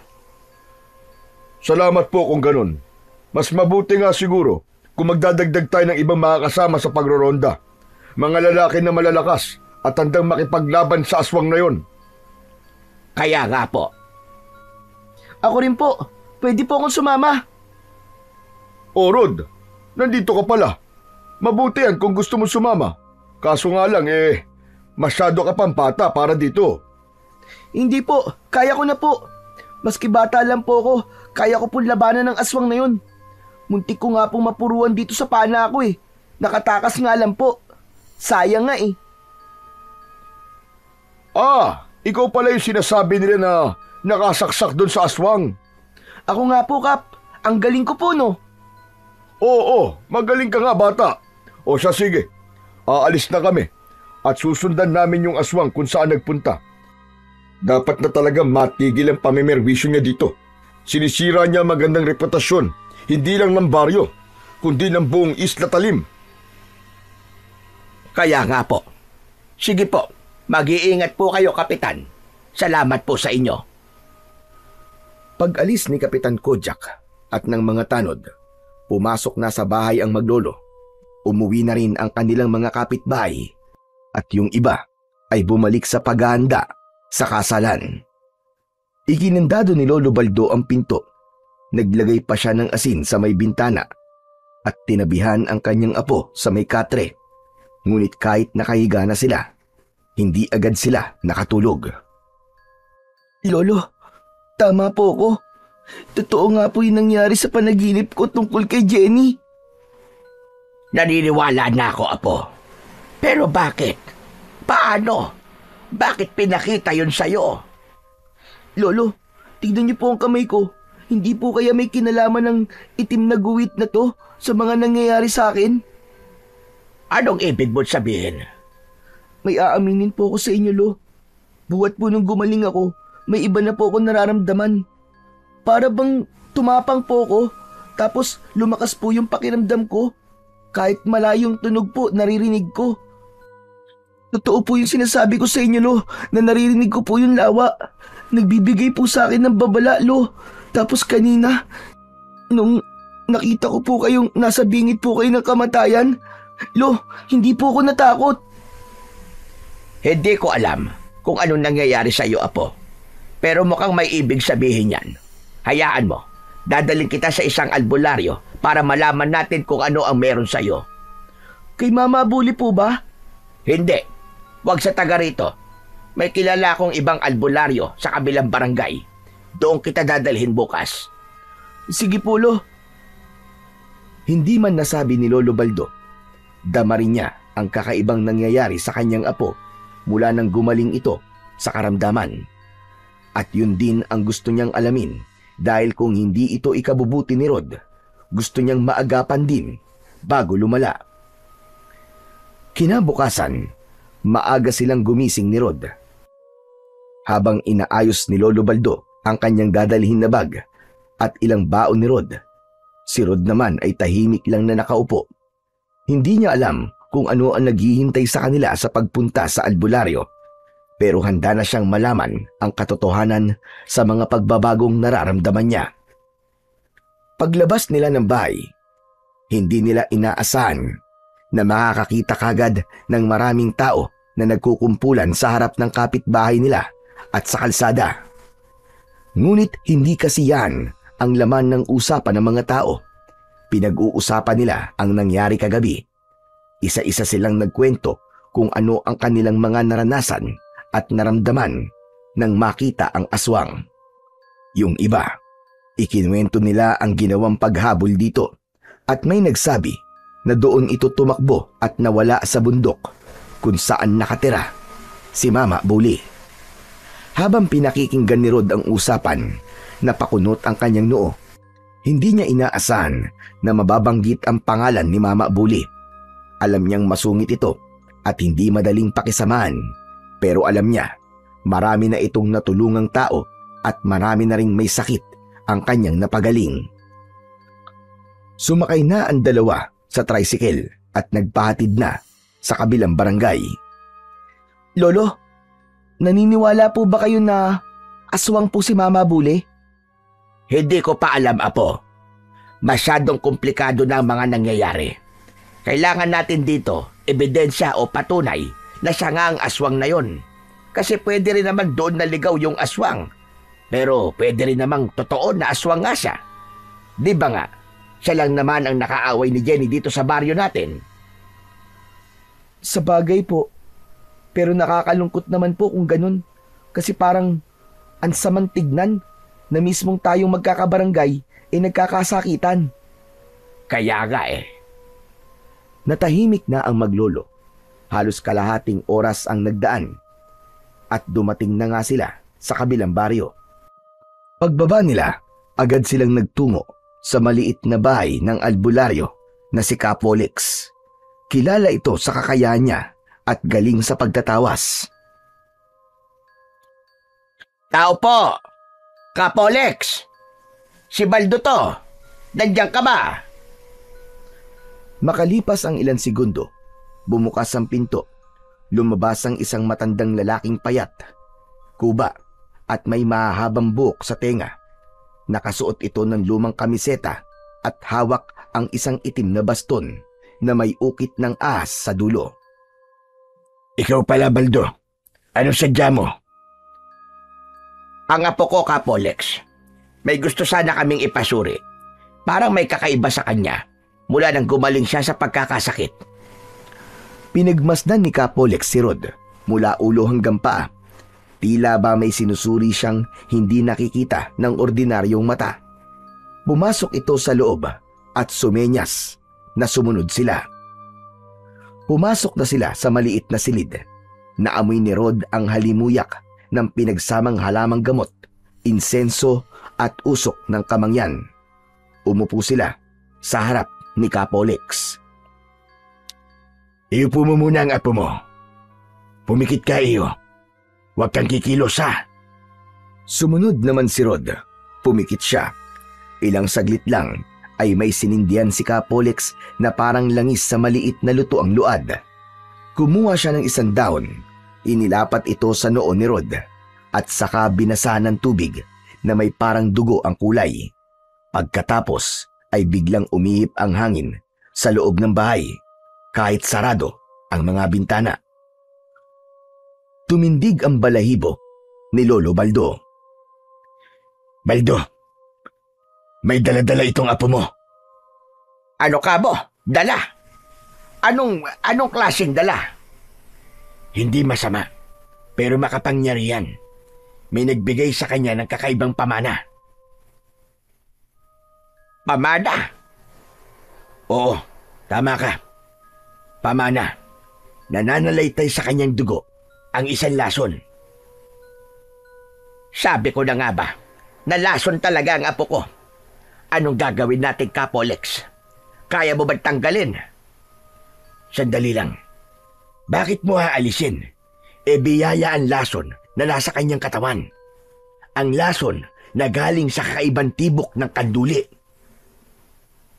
Oo nga, natusok nga siya noon nung nangingisda kami. Tapos nagkasakit siya ng malala. Saka, paano naging biyaya yon? Ang lason na nasa kanyang katawan ay hindi makakasakit sa kanya. Kundi, makakasakit yun sa iba. Sa mga masasama, sa mga aswang, o di naman kaya ay sa mga mangkukulam. Talaga ba, Kapolex? Ang bihira na yan. Hindi ka pa yata naniniwala sa akin eh. Totoo ang sinasabi ko. Pero mas mapapalakas nito ang kapangyarihan niya kung suot niya ang mutya ng tibok ng kanduli. Ano kanyo? Saan naman namin makukuha yon? Ang mutya ay nasa mismong tibok ng isda na nakatusok sa kanya. Lolo, di ba ipinatabi ko po sa inyo yun? Naitabi niyo po ba? Oo naman. Alam ko na itago ko yun eh. Inalis ko yun sa isda bago ko lutuin. Hahanapin ko mamaya sa bahay. Mabuti kung ganun. Gumawa ka ng kwintas at gawin mong palawit ang tibok. Sasabihin ko sa'yo, malaking tulong yun para sa katahimikan ng baryo nyo. Sandali lang. Alam mo nangyayari sa baryo namin? Siyempre naman, alam ko nga nakagat ka eh. Amoy na amoy ko ang laway ng aswang na nakakabit sa'yo. Yung sugat mo na nakabalot sa tela. Kagat ng aswang yan, di ba? Huwag ka mag-alala. Ang aswang na nakakagat sa'yo ay hindi makamandag. Hindi nakakahawa, kaya magiging ayos ka lang. Langgasan mo lang palagi yan ng pinakulo ang dahon ng bayabas para hindi maimpeksyon. Ganun ba? Abay, ang galing nyo talaga, Kapolex. Walang binatbat yung albularyo sa amin. Sip-sip. O siya, aalis na po kami. Salamat po at nalinawan na po ang isip namin itong apo ko. Wala nga naman. Kung may kailangan pa kayo, daan lang kayo ulit dito. Umalis na ang maglolo. Sumakay na ulit sila ng tricycle pauwi sa kanilang baryo. Tahimik si Rod habang nasa biyahe. Marami siyang iniisip. Pagdating sa bahay, agad na naghanap si Lolo Baldo sa kanyang mga gamit. Hinanap niya kung saan niya naitago ang tibok o tinik ng kanduli sa likod. Nahanap niya itong nakasuksok sa isang lumang aklat na Biblia. Kaagad kumuha ang matanda ng tuyong dahon, ng abaka at ilang bagay na ginagamit sa paggawa ng anting-anting. Rod, halika rito. Nakita ko ng tibok ng isda. Gagawin ko itong kwintas para sa'yo. Sige po, Lo. Maganda po ba yan? Abay, syempre naman. Alam mo bang tinuruan ako ng lolo at tatay ko noon sa paggawa ng mga ganito? Wow, talaga po. Ang galing niyo naman po, Lo. Gusto ko na pong makita kung paano po mabubuo yan. Sigurado ako magiging maganda. Abay, sigurado yon. Lalo pat kailangan natin ang bagay na to para mapigilan natin ang aswang na yon sa pamimerwisyo at pagkakalat ng takot dito sa baryo natin. Kaya nga po, Lo eh. Sana po matapos niyo po kaagad. Sabi ni Kapolex, mas lalo ka nitong palalakasin at patatapangin. Kaya mo na ba talaga ang responsibilidad sa pagtangan ng ganitong kapangyarihan? Kakayanin ko po, Lo. Para sa katahimikan po ng lahat. Pagkatapos ng kanilang maikling pag-uusap, maingat niyang tinapos ang pagkakatali ng kwintas. Simple lang ang itsura nito, pero may kakaibang dating. O apo, hawakan mo. Maingat na kinuha ni Rod ang kwintas. Nang dumikit ang tibok sa kanyang palad, tila may mainit na enerhiyang dumaloy sa kanyang katawan. Napasinghap siya. Lolo, parang may dumaan pong kuryente, pero hindi po masakit. Parang lalo po akong ginising. Tanda yan na tinatanggap ka ng kapangyarihan. Sana apo, gamitin mo lang yan para sa mabuti. Opo, Lo. Palagi ko pong tatandaan yun. Isinuot na ni Rod ang kwintas. Nang lumapat na ito sa kanyang dibdib, bigla itong kumislap. Saglit lang, pero sapat na yon para mapansin ni Lolo Baldo. Tunay ngang isa ka ng tagapagdala ng lakas. Parang nakikita ko sa'yo ang tatay ko at lolo ko noon. Pero ito pa ang tandaan mo. Hindi yan laruan ha. Hindi rin yan ipinagyayabang. At ngayong tinanggap mo na ang kapangyarihan, wala nang atrasan. Kailangan mong panindigan yan. Kayang-kaya ko po yun, Lo. At wag po kayong mag-alala. Handa na po ako. Habang abala ang maglolo sa pag-uusap tungkol sa kwintas at sa kapangyarihan nito, may narinig silang mahinang katok sa pinto. Kasunod nun ay ang boses ni Kapitan Kojak. Nang buksan ni Rod ang pintuan, napansin niyang may lungkot sa mga mata ng kapitan. Parang may dala itong mabigat na balita. May gusto ko sabihin tungkol dun sa aswang na umatake dito sa inyo. Ano ang tungkol doon, Kapitan? May hinala na kami kung sino siya. Si Mama Bully. Po, Sigurado po kayo na siya yung aswang? Paano po nangyari yun? Di ba po albularyo siya? Paano siya naging aswang? Yun nga din ang hindi ko maintindihan eh. Pero may nakakita sa kanya habang naliligo sa ilog. Wala siyang suot na damit at kumpirmado may sugat siya sa likod na parang sinaksak. Ano ka mo? Kung ganon, posible nga. Tama ka, Baldo. Posible ngang siya ang aswang. Pero kailangan pa rin natin tiyakin. Kailangan natin ng ebidensya. Kailangan manmanan natin na matanda. Kung siya nga talaga, dapat mahuli na natin siya. Sige po, sasama po ako, Kapitan. Ano ka mo? Ikaw? Nako, wag na. Lolo mo na lang ang isasama ko mamayang gabi. Hindi, ayos lang, Kapitan. Isama natin ang apo ko. Ipinakita ni Lolo Baldo ang suot na kwintas ni Rod. Teka, wag mong sabihin. Tama ang iniisip mo, Kapitan. Ang batang ito, mukhang may pagpapatuloy na niya ang naudlot na tungkulin ng aming lahi. Aba, magaling kung ganun. May pag-asa pa pala ang baryo natin. Galingan mo, iho ah. Sana maging kagaya ka ng mga lolo mo noon. Mga magagaling at matatapat at matatapang na albularyo at antingero. Aba, Kapitan, kayang-kaya niya yan. Kanino pa ba magmamana yan? Tsaka, Kapitan, ako ang gagabay sa kanya. Makabawi man lang sa mga naging pagkukulang ko noon. O sige, humanda kayo. Mamayang gabi, malalaman na natin ang totoo. Inagabihan, umakyat na sila ng bundok. Kasama nila ang ilang mga tanod. Tahimik silang naglakad. Ayaw nilang gumawa ng ingay. Nagkubli sila sa masukal na damuhan. Ang iba naman ay dumapa sa may puno. Lahat sila ay alerto. Ilang saglit pa, lumabas na si Mama Bully sa kanyang kubo. Lumingalinga ito sa paligid. Nang makitang walang tao, naghubad siya ng pang-itaas na damit. Tumingala sa buwan at bumulong ng isang kakaibang dasal. Maya-maya pa ay umungol ito at nagpatuloy sa pagsasalita na hindi naman nila naiintindihan. Matapos nito, may dinukot ito sa kanyang bulsa. Isang maliit na bote ng langis. Pinahira nito ang buo niyang katawan. Nagkatinginan sina Kapitan at Lolo Baldo. Kita sa mga mata nila ang takot at gulat.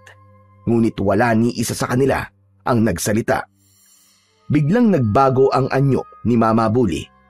Sa harap nila mismo, naging isang malaking baboy ramo ang matanda. Dito na sila sumugod. Ngayon na, Kapitan, bago pa makatakbo! Sugod! Sabay-sabay silang sumugod. Agad na napaikutan nila ang baboy ramo. Sumugod ang aswang sa ilan sa kanila. Mabuti na lamang at nakaiwas ang mga ito, kaya hindi masyadong napuruhan ng kagat at kalmot. Mabilis na kumilos si Rod. Nakikita niyang nagliliwanag ang suot niyang kwintas. Itinaas niya ang hawak na matulis na pana. Mabilis siyang tumakbo nang makitang nakalusot ito sa isang tanod na nasugatan. Agad niya itong hinarangan at sa isang iglap, sinaksak niya ito. Natamaan sa isang paa ang baboy ramo. Nadapa ito at tila nahirapang gamitin ang kanyang nasugatang paa. Nagkaroon ng pagkakataon ang kanyang mga kasamaan. Itinapon ni Lolo Baldo ang dala niyang lambat sa baboy ramo. Napahiyaw ang aswang at nagtatatalon, pero hindi siya makawala sa lambat. Nagsilapitan ng lahat sa kanya at pinagtulungan nila itong itali sa lubid. Hindi nagtagal, bumalik ito sa kanyang anyong tao. Nakahandusay ang matandang lalaki. Patuloy sa pagdurugo ang nasugatang paa.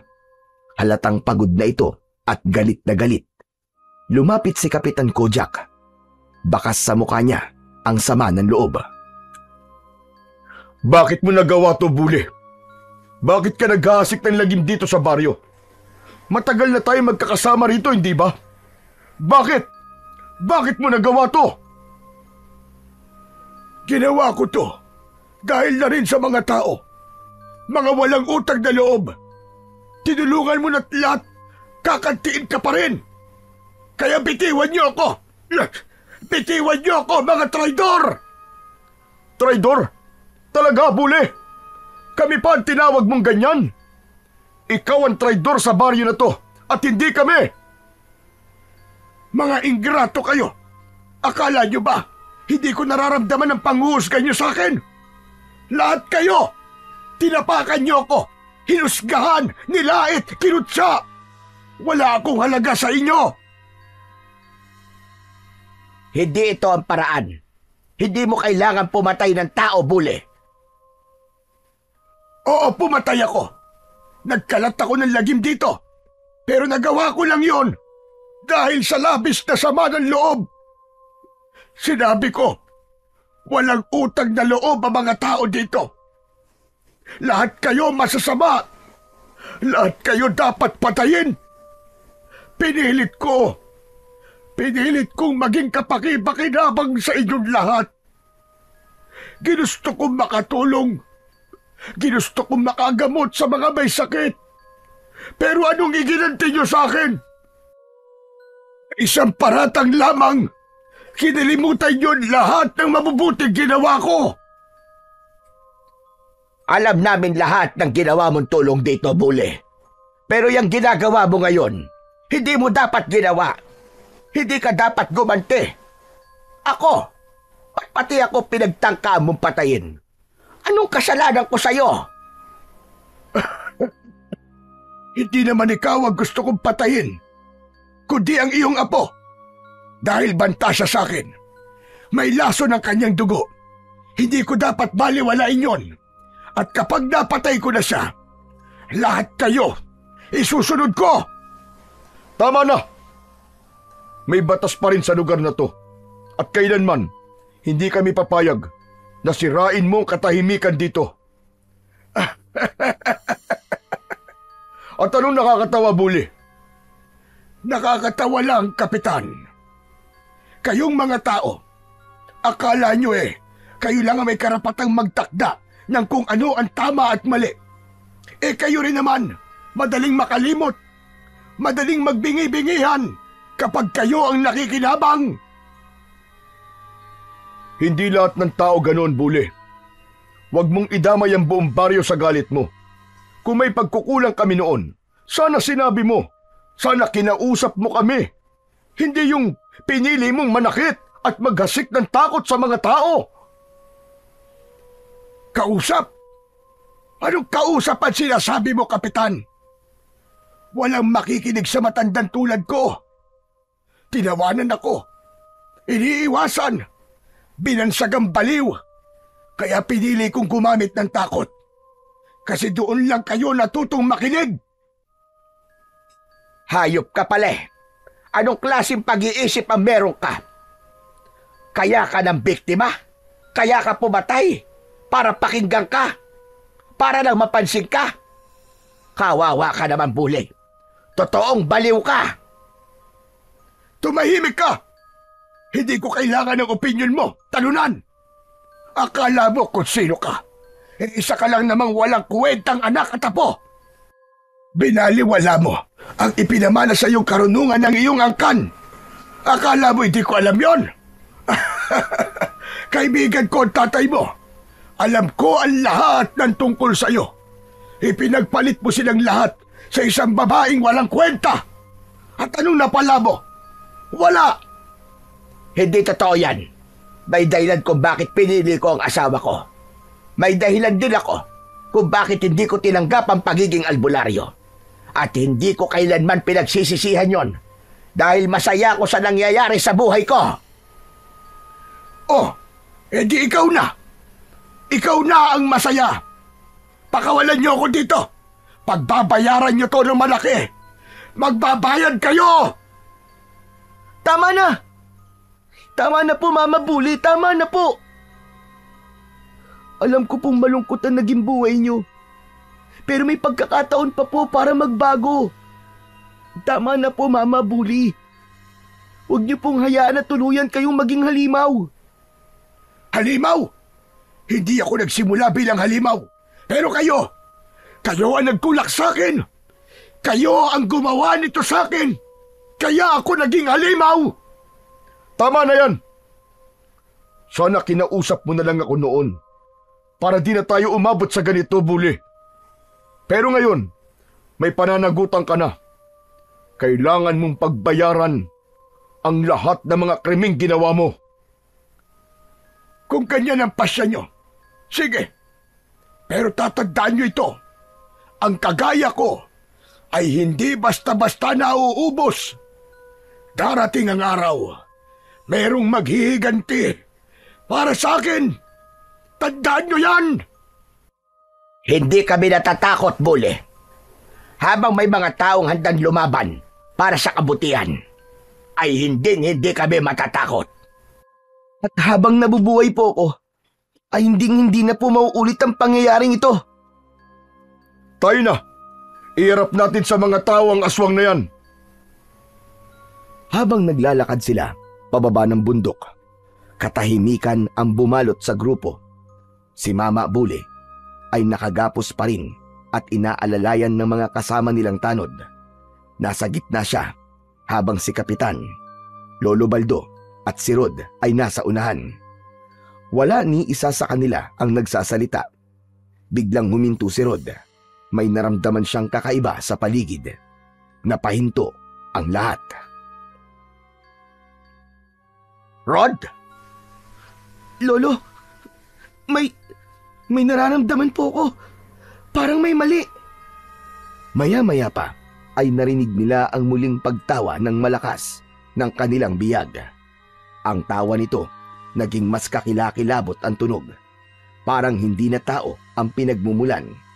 Napatingin silang lahat kay Mama Bully. Nakagapos pa rin ito pero nakangisi ng mas nakakatakot. Akala nyo ba ay ganun-ganun nyo lang ako mahuhuli? Pwes, hindi pa tayo tapos! Biglang tila nagliyab ang katawan ng matandang lalaki. Agad siyang nabitiwan ng mga bantay. Nag-iba ang itsura nito. Lumaki ang kanyang katawan. Matigas ang mga kalamnan. Ang balat niya ay naging itim. Nagkaroon ng mahahabang kuko at pangil. Mula sa kanyang likod, unti-unting lumitaw ang isang pares ng malalapad at malalaki niyang pakpak. Parang pakpak ng isang dambuhalang paniki. Ang dating tinig ng matanda ay napalitan ng isang tunog na mababa, magaspang at parang galing sa ilalim ng lupa. Hindi ako madaling mahuli, mga hungang! Ngayon ito ang aking tunay na anyo! Ito ang aking tunay na kapangyarihan! Walang agad na nakakilos. Lahat sila ay tila napako sa kinatatayuan. Si Kapitan Kujak, Lolo Baldo, maging si Rod ay napatitig sa kakaibang anyong kaharap nila. Mabilis at maras ang naging pagbabago ni Mama Bully. Ngayon ay isang dambuhalang nilalang na kalahating tao at kalahating paniki. Lumipad ito sa ere. Umalingaw-ngaw ang tunog ng pumapagaspas nitong mga pakpak. Umikot siya sa ere. Tila pinapakita ang lakas at bagsik niya. Tatakas ang aswang, mga kasama! Tatakas? Sinong tatakas? Walang tatakas, Kapitan. Dahil ngayong gabi, lahat kayo ay mamamatay. Lahat kayo ay gagawin kong hapunan. Rod, iho! Kailangan na natin siyang harapin! Biglang lumipad, paimbulog ang aswang mula sa ere. Isang matinding kalabog ang narinig nang bumagsak ito sa lupa. Ilang metro lang ang layo mula kay Rod. Nagsigawan ang mga tanod na kasama nila. Napakabilis ng kilos nito, parang isang kidlat. Sige! Sugod! Patayin niyo ako kung kaya niyo! Ikaw na batang may hawak ng mutya! Hindi ka ba natatakot sa akin? Bakit naman ako matatakot sa'yo? Kayang-kaya naman kita! Mayabang ka! Kahit wala ka pang napapatunayan, nagyayabang ka na! Sige, pagbibigyan kita! Tignan natin kung hanggang saan ang tapang mo! Biglang tumakbo si Rod. Palapit kay Mama Bully, pinakawalan ng aswang ang isang malakas na sigaw. Nadapa siya nang marinig yun. Parang may malakas na puwersang pumipigil sa kanya para makalapit sa aswang. Parang may hindi nakikitang harang ang matandang aswang.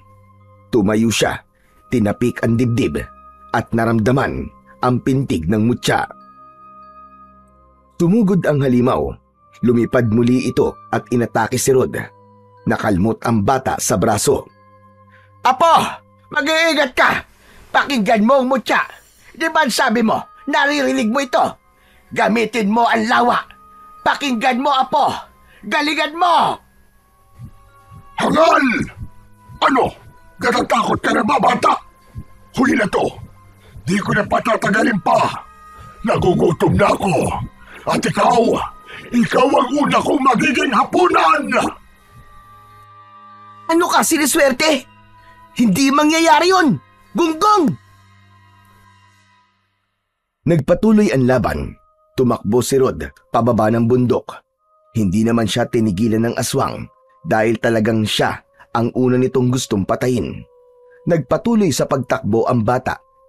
Tinumbok nito ang papunta sa lawa. Doon, naramdaman niya ang mas paglakas ng kanyang enerhiya. Parang humihigop ito ng lakas mula sa lawa at hangin. Nang malapit na si Rod sa lawa, tumigil siya sa mismong buhangin at mabilis na tumalikod paharap sa tubig. Itinaas niya ang kanyang mga kamay.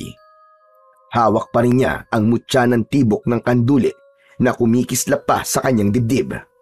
Biglang may nangyaring kakaiba. Parang sumasayaw ang tubig sa harapan niya.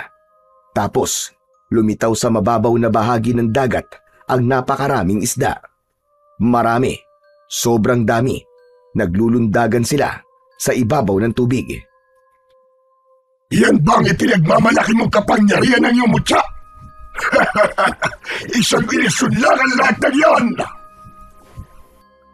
Hindi sumagot si Rod. Nakapikit siya. Tahimik. Nakatuon lang sa enerhiyang bumabalot sa paligid.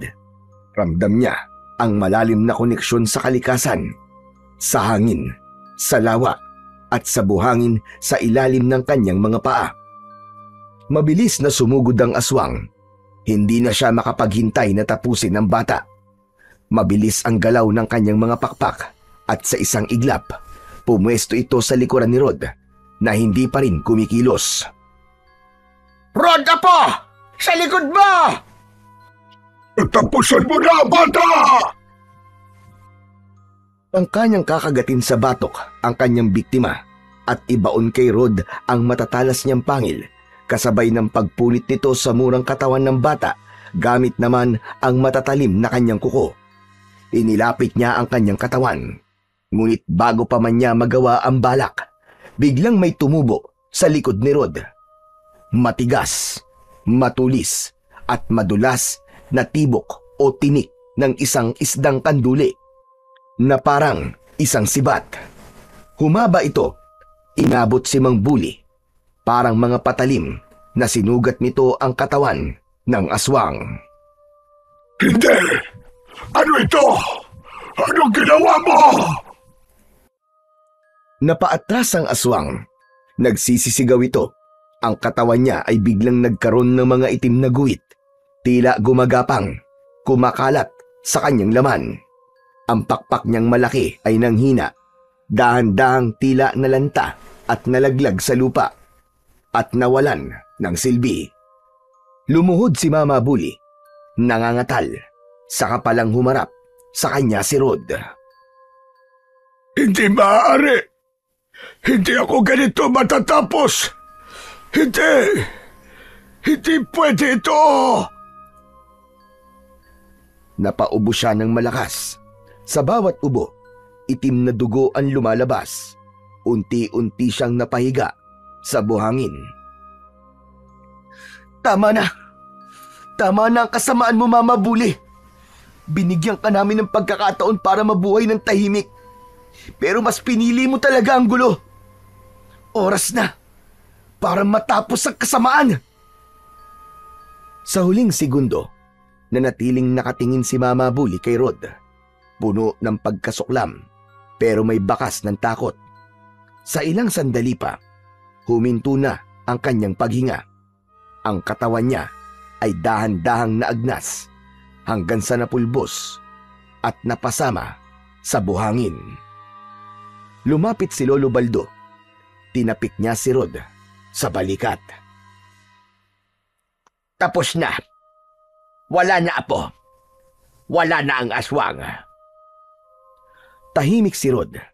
Hindi siya masaya. Ayaw niyang pumatay. Ayaw niyang may masaktan. Naaawa siya kay Mama Bully. Ngunit kailangan niyang gawin kung ano ang tama. Lolo, Kapitan, hindi ko po sinasadyang patayin si Mama Bully. Wala kang kasalanan, Rod. Ginawa mo lang kung ano ang dapat. Huwag ka nang malungkot dahil naging instrumento ka ng hustisya dito sa baryo natin. Tama si Kap, Apo. Tama na. Huwag ka nang umiyak. Ligtas na ang buong baryo ng Ginoong Sanay.